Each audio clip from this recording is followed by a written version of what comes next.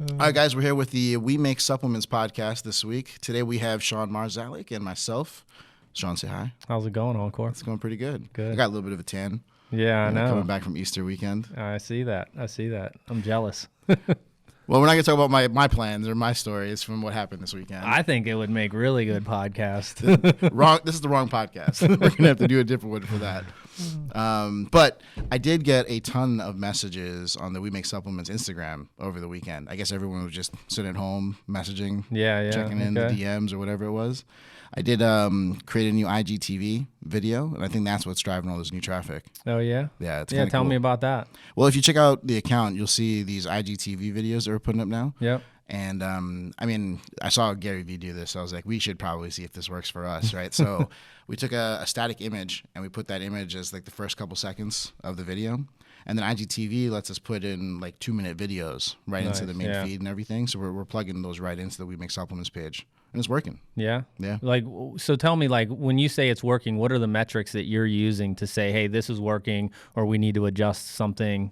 Well, we're getting DMs that we weren't getting before. Okay. And we are definitely getting views. Like the Insights tab is showing us a nice little peak in traffic. They're coming to the page. Oh, okay, cool. And then Google Analytics was showing a bunch of new hits on the website too. Yeah, that's great. So it's exciting stuff. Yep. So let's talk about some of these DMs and the questions I was getting. Okay. So I had 2 people ask me, what type of product should I launch with when I start my company? And I was like, wow, this is a great topic for me and Sean to kind of jump into. Yeah, it's a loaded question. Okay, so if someone asked you, what product do I start with, what would you pick? Well, I mean, I would probably ask them some questions first, right? Okay. I let's pretend I'm the customer. Ask me the questions. Well, I mean, I would want to know, like, what's the consumer, right? What's your niche? What's your target customer? What kind of lifestyle does that customer live, right? Okay. Those are the things, because obviously, anybody can come in and say, look, I want to launch a protein, and that's the easiest one to start with, or a pre-workout, right? But I also think there's a lot of value when guys come to us and women come to us, and they know who their customer is, they know the lifestyle of their customer, and they create these, quote unquote niche products, big niches in some of these categories, right?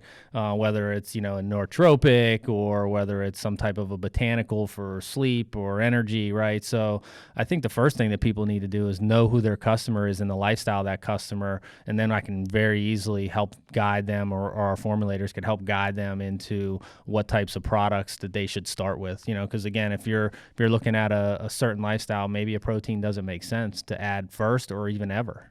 I could agree with that. I think there's 2 types of customers, though, for this type of question. There's the ones that have an audience and the ones that don't have an audience yet. Okay. Right. I think a lot of people that are DMing us, I think we got both guys that in our inbox, but I know one of the guys had like 100,000 followers. So I'm sure, the questions of like, what do you think your people want, right? Are they like guys, are they people that follow you because you're posting thirst trap pictures? Or are they people that follow you because you have actual clout and, you're telling these guys real fitness advice? Yeah. On the other end, I think people need to understand that if you don't have the audience, you got to figure out how to do something better than the next person, right? I think they call it the purple cow theory in marketing, right? And tell me about this. I've never heard that term. Yeah, so Seth Godin had written this book, right? And it was all about marketing and being the purple cow, right? Imagine you're driving down the highway and, you just see all these cows. You're not really going to stop the car and pay attention.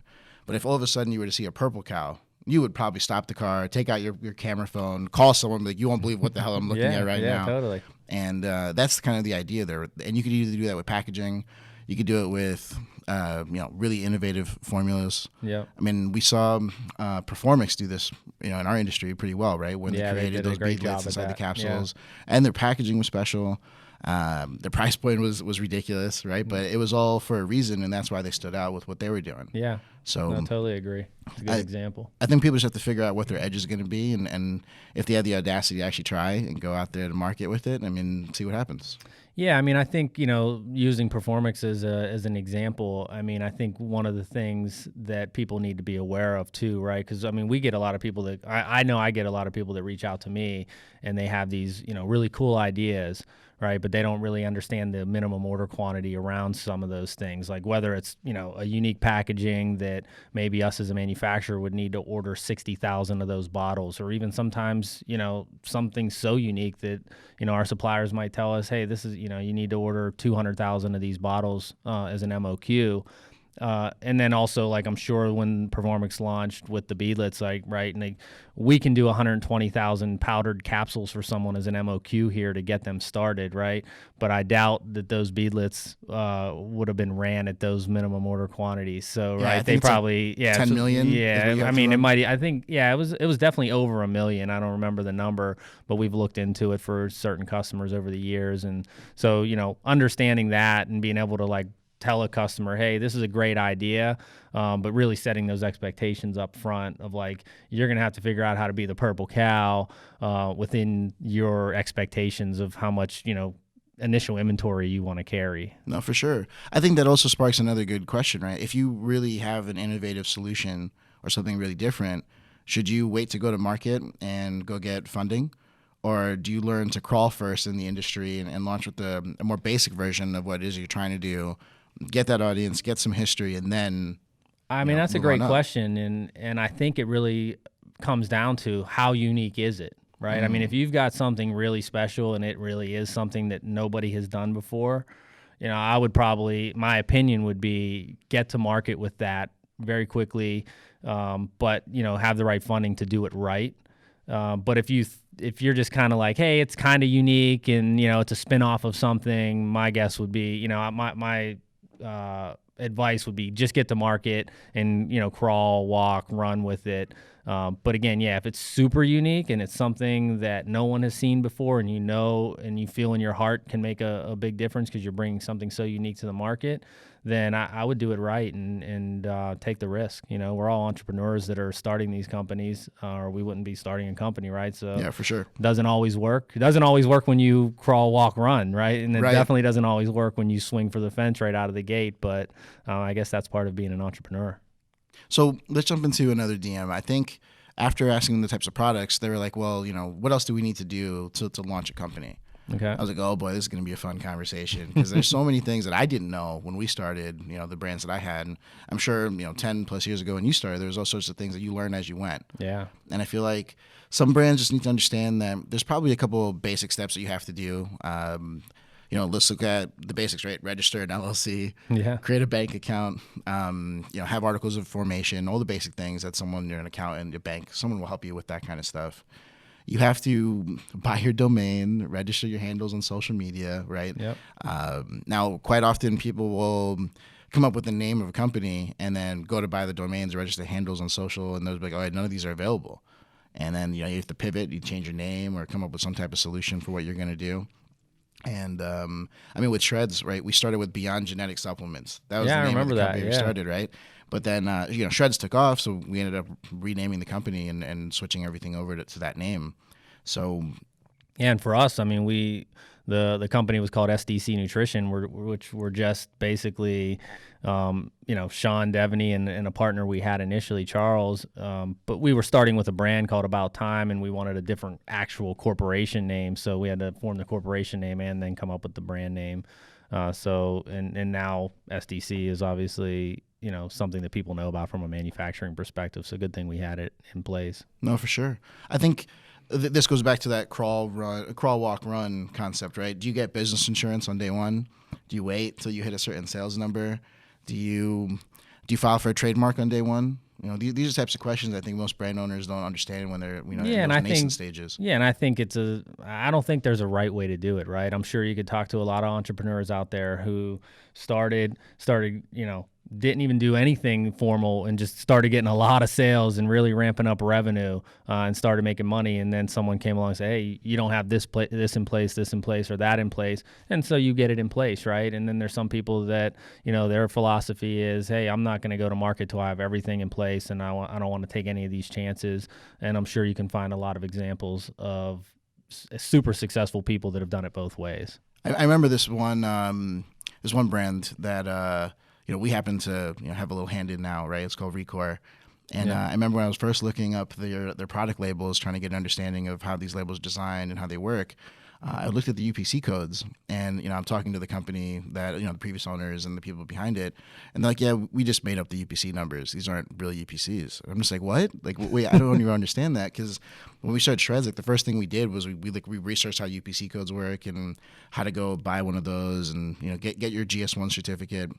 And I remember talking to a couple of brands about it later on in my career, and these people didn't even know what GS1 was. Yeah. And stuff like that just boggles my mind. No, yeah, a lot of people don't know a lot of these things, and a lot of people that reach out to me are very. I had an email exchange and a phone call with a guy yesterday, and he even started the email after the call and just said, "Look, sorry for all the dumb questions, but I'm new to this, right?" And so, but at least he was asking questions. So I think that's the key: is make sure you have people around you that you can ask these questions to. Don't think you know everything, right? And definitely if you're starting a supplement brand and you're working with a manufacturer, if they've been around for a while, they should be able to guide you through a lot of these things and utilize their years of knowledge to try to do things as right as possible out of the gate. So, you said right as possible right out of the gate. Yeah. Let's jump into another question I got. Label claims. Okay. So a lot of guys are hitting us up saying that, they want their label to have all these crazy claims on it. And, I try to give them some advice saying that in my experience, I went with no claims. I don't know if you remember the Choice packaging. Yep. It was just all name branding, right? Yep. And that's what we went with. And anything we wanted to do claims-wise was done on social or through the website or anything in that nature. Smart, safe. Well, I mean, we were trying to be as risk averse as possible. But Yeah. I think when it comes to best practices, I think you'd probably be someone that would be a great person to ask. Well, what do you think best practices are for a label claim? Yeah, I mean, look, I'm kind of with you on being risk adverse when it comes to packaging. I mean, if you look at some of the brands that we have in the marketplace, we're not making claims on these packages as well. I think there's an FDA perspective, which when you manufacture with a quality organization, your labels will go through, for us, for example, our quality review process starts with our designers getting things set up from a supplement fact standpoint. It'll go through our quality department for a review for FDA claims and FDA regulatory outline and stuff like that as it relates to how the labels are laid out and what you're saying on there. And then separately, there's FTC claims, right? Typically, our quality department and most manufacturers aren't reviewing in-depth FTC claims. So I think, understanding that there are two separate types of claims on a label is probably the first place to start. But I've always been, I'm sure there's a lot of products on the marketplace that maybe sell a lot high volume because of the claims they're making. But to your point, I also know a lot of brands that are not making a lot of claims. They don't have the sleep at night worrying about the FDA reaching out with a warning letter or the FTC reaching out, trying to claw back some of the money they've made, right? And they're super successful without those claims. So I lean towards the less claims, the better. I like to tell people that the consumers aren't uneducated anymore, right? Consumers know the difference between you putting something crazy on the label, like this works 10,000 times better, but nothing else is on the label. It's like, better than what? Yeah. Right? Consumers are going to ask that question, and you can't get away with that anymore. I think best practices, in my opinion, are using your subs facts panel. Making any claims that are on your supplement facts panel is, going to be a pretty accurate statement on what you're doing, right? That's when you see a protein tub and you see a big call out saying 25 grams of protein or saying 0 net carbs on a keto shake. Yeah.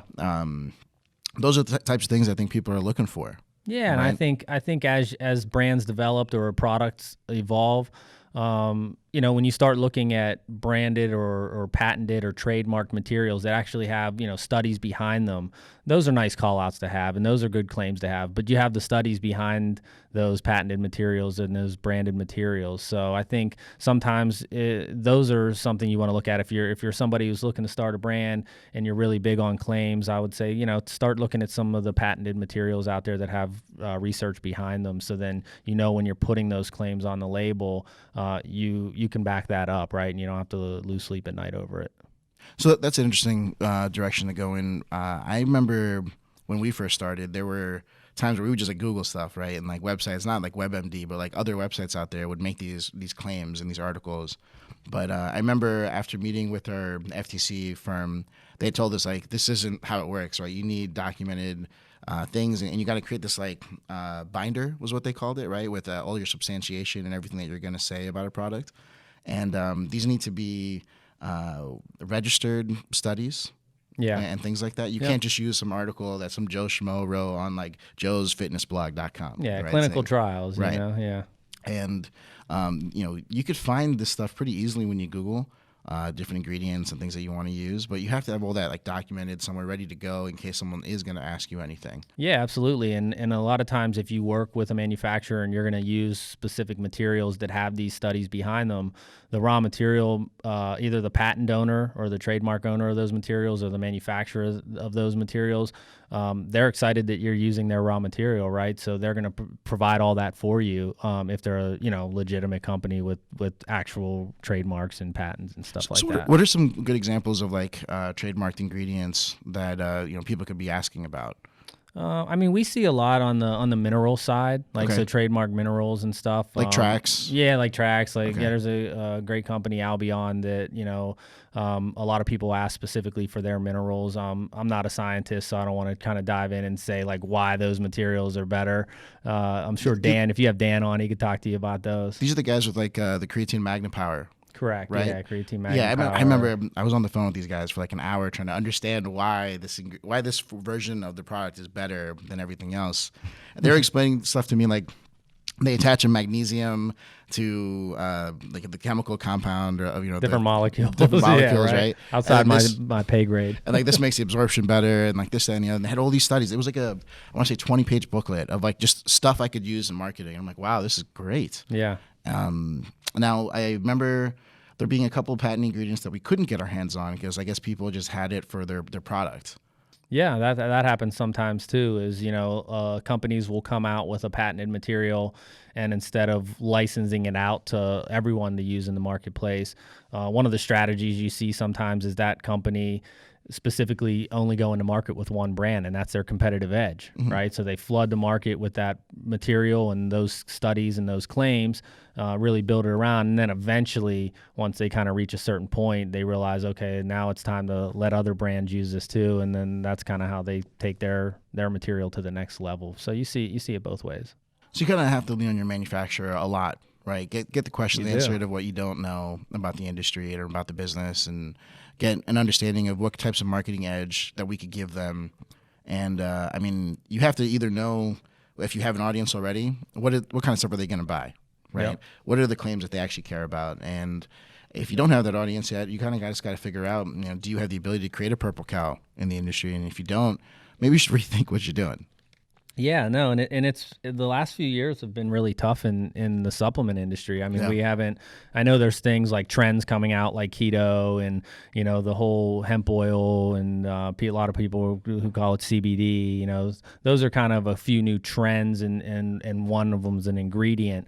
But we haven't really had any like major breakthrough materials like we were seeing in the late 90s and early 2000s, where just constantly new materials were coming out, being proven to help with sports nutrition and recovery and stuff. So it's been hard for people to differentiate themselves. And that's where I think you're seeing delivery forms and packaging is what people have been leaning on the last 5 years. I know that's kind of your specialty on the packaging side. I mean, when you look at the packaging that people are doing, like what have you seen in the marketplace recently that really stands out for you from a packaging standpoint? I mean, I'm a very visual person, right? So when people shifted to like the spice jar type shape, I really clung to that right away. I was like, this is a cool, different type of package, and stuff with metallics and different things that, embossing, doing spot UV finish, any of those types of things. I think differentiate your packaging from something else that they're saying.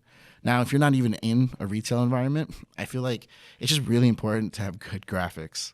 Right, great videos, great graphics, show people that the flavor is actually going to be what they're looking for, and I mean, there's different ways to do that, right? You see people doing splashes and things like that in their graphics, but you got to also not make it so fake that people won't believe that this is what it is in real life. Yeah, right. That makes sense. So, what's your stance on pressure-sensitive labels, wraparound label versus like a full shrink? I know that you were tasked with rebranding About Time, and we went in the shrink. You went in the shrink direction, and I still get text messages and DMs all the time. I actually was on a call yesterday with somebody that owns a few retail stores, and he said, "Man, ever since you had the new packaging and About Time. We've sold a lot more About Time in this store. People just love it, and it's bringing in more diverse customers to buy it and stuff like that. So where do you stand on shrinks for everything? And do you just think because there's more artwork that can be put onto it, or is there certain times where it's, a label makes sense?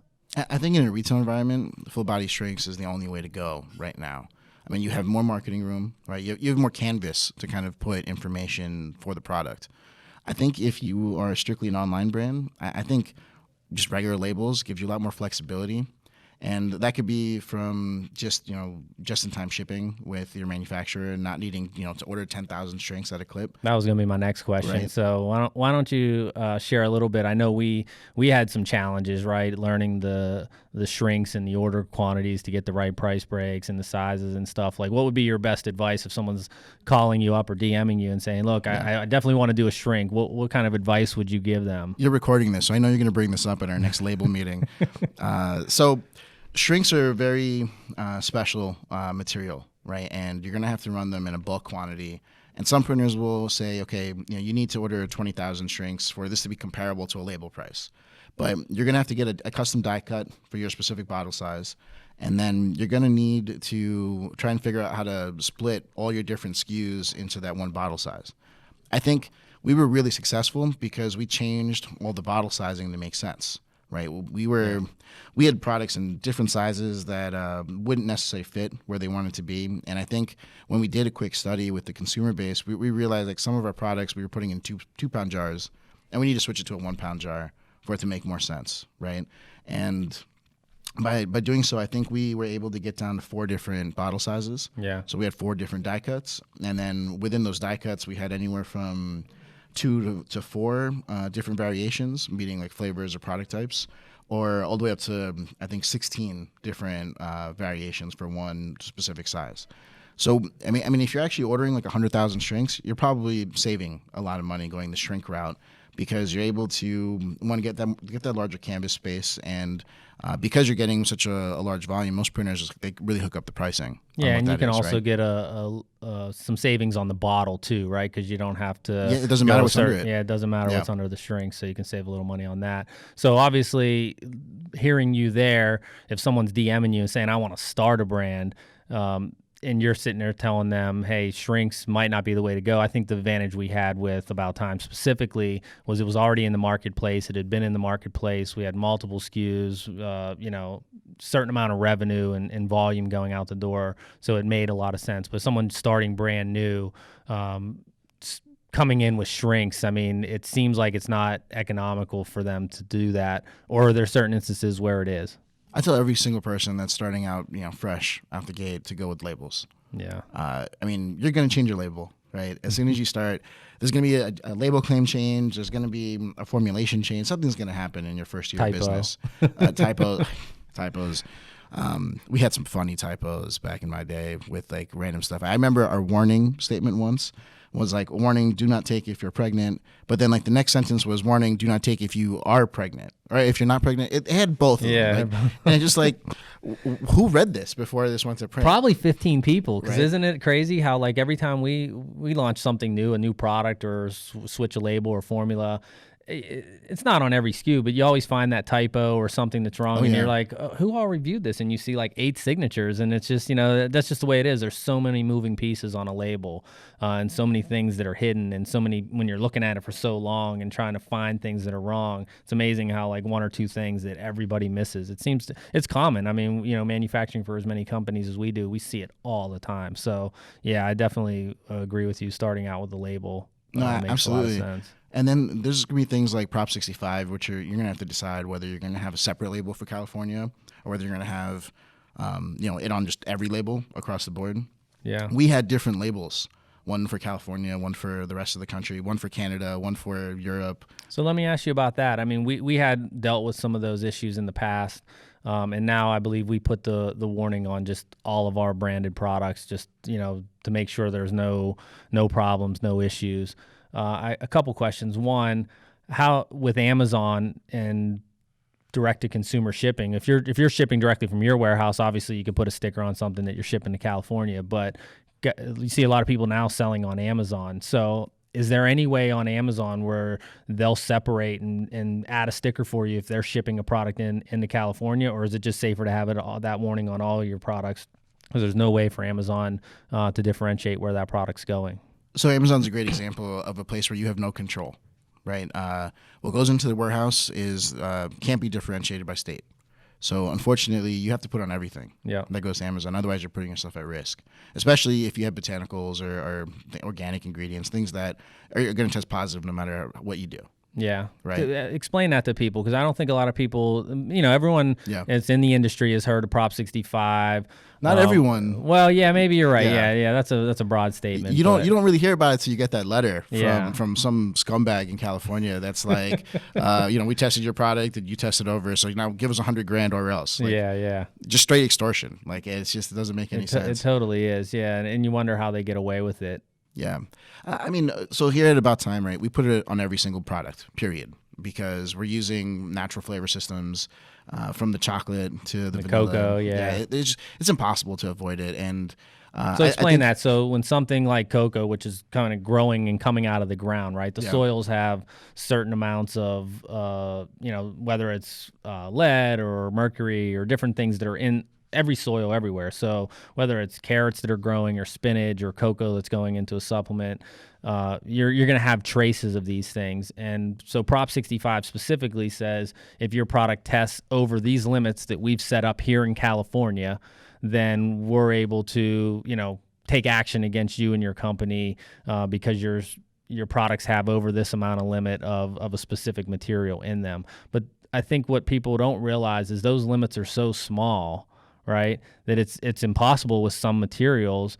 You might take, a big handful of spinach, and if they tested that, there's no possible way to eat a huge salad without those same amounts, right? But you think there's a reason they were attacking specifically the supplement industry? Oh, no, they attack everything in California. You can't go to a Starbucks without getting that on the cup at Starbucks in California. Yeah, see, I don't spend a lot of time in California. So you go to McDonald's, it's on every wrapper in a California McDonald's. That like their French fries could cause X, Y, Z. Yeah. I've seen the Prop 65 warning on like a doll packaging. Like it was like the craziest thing. Like, you're not going to eat this, but it has the Prop 65 warning on it. Well, maybe that's the materials that went into making the doll. Because you know what, I did order some custom made stools for my home, and they had a warning when they arrived, and it said something about I don't know if it was Prop 65 or a similar warning, but it talked about the chemicals used, and they meet certain regulations in California. It's always California. Yeah, I don't think my butt sitting in a chair is going to give me cancer. Like, I just don't think that's going to happen. But it's everywhere. But you got to put it on there, or these companies are going to get sued, right? Or at least, threatened with litigation to hope for a settlement. I think the reason that the supplement industry is so easily targeted with Prop 65 is because it's so easy to test. It costs $365, literally, for them to go send your product to test at a specific lab that I'm not going to name right now because I don't want people running around testing other people's products. But the specific test that they have will test for that one ingredient, and that's all they need, right? So let's say that your product is a test booster, or let's say your product claims organic on it, and you don't have that warning on it. It's like ding, ding, ding. These guys just got dollar signs in their eyes. Like, this is an easy check. So they're just immediately just going to buy the product from GNC or wherever it is that's a retail environment and just start shipping it off. Yeah, and so what we do here is every finished goods product that comes off our line is outside of being tested for microbes, we also test it for heavy metal, and that's kind of included with what we offer the customers. So, they can have an idea as their products are coming off to know that they're within the Prop 65 limits. And again, there are some products, just by the nature of the ingredients, you're not going to be able to control that, but at least they know through the testing that we provide when it comes off the line and goes to the lab. No, for sure. I mean, Sean, I think we've been talking for over 25 minutes. People at home are probably gonna stop tuning in at this point. But is that boring? No. Let's save the rest of the questions I had for the next episode. All right. Yeah. No, this was a good conversation. Yeah, for sure. All right. Cool. All right. Take care, guys. Bye. All right. Bye.